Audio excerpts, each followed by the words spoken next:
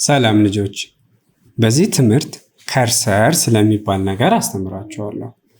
ለመጀመር አድ ኖት የሚለውን እንነካለን። ርዕሱ ላይ ከርሰር ብለን እንጽፋለን። ከዛ መጻፊያው ላይ ስካይ ኢዝ ዘ ሊሚት ብለን እንጽፋለን። ልጆች ወደ ኮምፒውተሩ ስትመለከቱ የሚጠፋና የምትበራ ቀጥ ያለች መስመር ጫፍ ላይ ትታያችኋለች። እሷ ከርሰር ትባላለች። ከርሰር ለእኛ ልክ እንደ መሪ ናት። ፊደላትን ስንነካካ ጽሑፉ የሚመጣው ከከርሰሯ ባለችበት ቦታ ነው። ለምሳሌ ከርሰሯን እዚህ ጋር ሳረጋት አሁን መጻፍ ብጀምር ከርሰሯ ካለችበት አጠገብ መጻፍ እጀምራለሁ። አንድን ነገር ተሳስተን ማጥፋት ብንፈልግም የሚጠፋው ያቸው ከርሰር ያለችበት ቦታ ላይ ያለው ጽሑፍ ነው።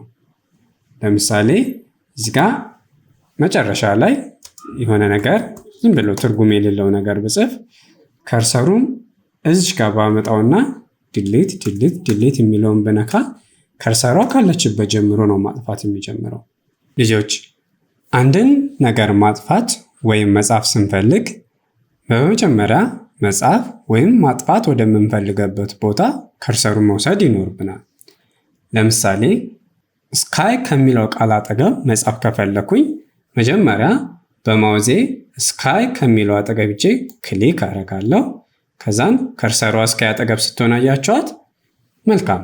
አሁን ስፔስ ብዬ መጻፍ የምፈልገውን ነገር መጻፍ እችላለሁ። አሁን ደግሞ ይህኛው ትርጉም ከማይሰጠው ውስጥ መሃል ጀምሬ ማጥፋት ብፈልግ መጀመሪያ ከርሰሩን መሃል ላይ አመጣለሁ። ከዛም ባክስፔስ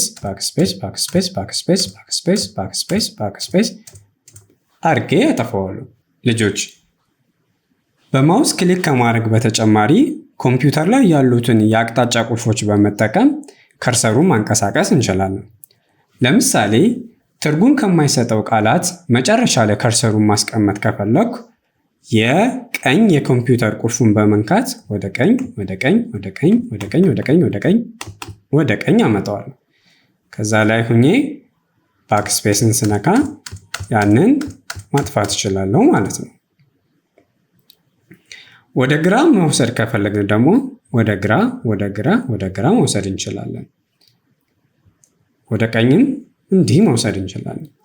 ልጆች ወደ ላይና ወደ ታች ማድረግም እንችላለን። ለምሳሌ አዲስ መስመር ላይ ሌላ አረፍተ ነገር እንጻፍና ድሪም ቢግ አክት ቢገር። አሁን ወደ ላይ መውሰድ ከፈለግ የላይኛውን የአቅጣጫ ቁልፍ እንነካና ወደ ላይ ማድረግ እንችላለን። ወደ ታች ማድረግ ከፈለግ የታችኛውን የአቅጣጫ ቁልፍ እንነካና ወደ ታች ማድረግ እንችላለን።